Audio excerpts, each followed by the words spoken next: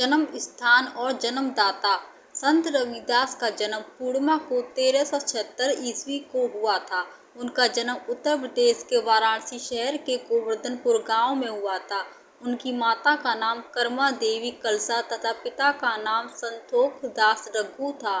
उनके दादाजी का नाम श्री कालूराम जी, दादी का नाम श्रीमती लखपति जी, पत्नी का नाम श्रीमती लोनाजी और पुत्र का नाम श्री विजयदास जी है। रविदास चरकार कुल से होने के कारण वे जूते बनाते थे। ऐसा करने में उन्हें खूब खुशी मिलती थी और वे पूरी लगन तथा परिश्रम से अपना कार्य करते थे। संत रविदास के गुरु रामानंद। संत रविदास जी बचपन में ही भक्ति में लीन रहते थे। उनकी प्रतिमा को जानकर स्वामी रामानंद ने उन्हें अपना शिष्य बनाया। स्वामी रामानंदाचार्य वैष्णव भक्ति धारा के महान संत थे। संत कबीर, संत पीपा, संत दंतरा और संत रविदास उनके शिष्य थे। संत रविदास तो संत कबीर के समकालीन व गुरु भाई माने जाते हैं। स्वयं कबीरदास जी ने संतन रविदास कहकर उन्हें मान्यता दी है। हालांकि इसका आधारिक विवरण नहीं मिलता कि उनके गुरु रामानंद थे।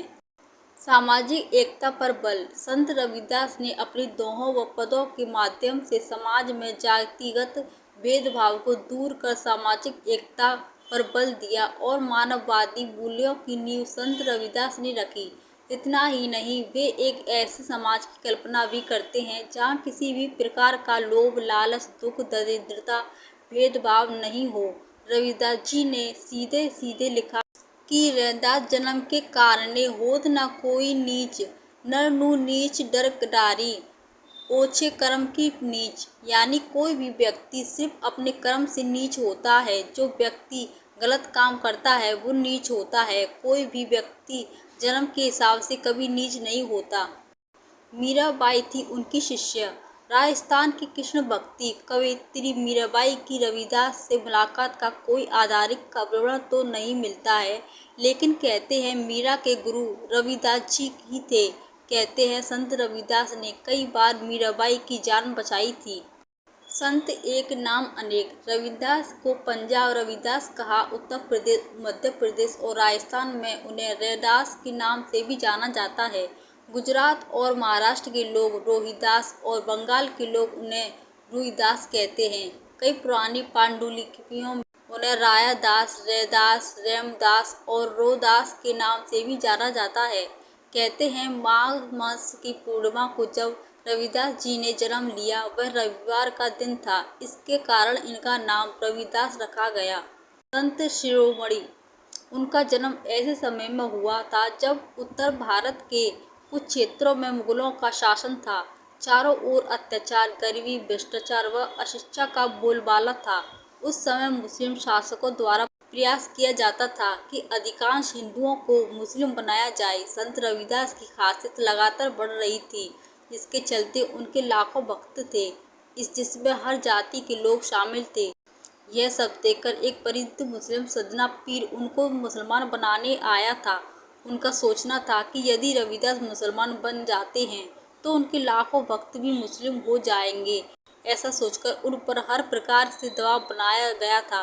लेकिन संत रविदास तो संत थे, उन्हें किसी हिंदू या मुस्लिम से नहीं, मानवता से मतलब था।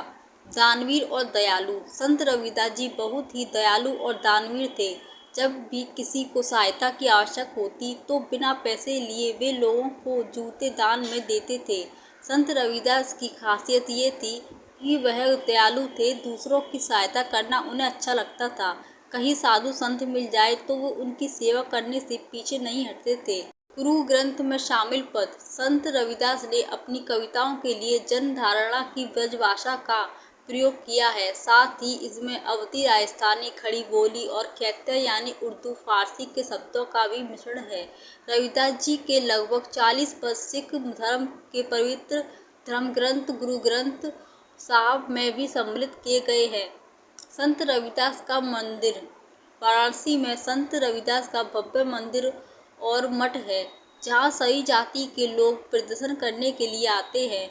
वाराणसी में श्री गुरु रविदास पार्क है, जो नगवा में उनकी यादगार के रूप में बनाया गया है, जो उनके नाम पर गुरु रविदास स्मारक और पार्क बना है।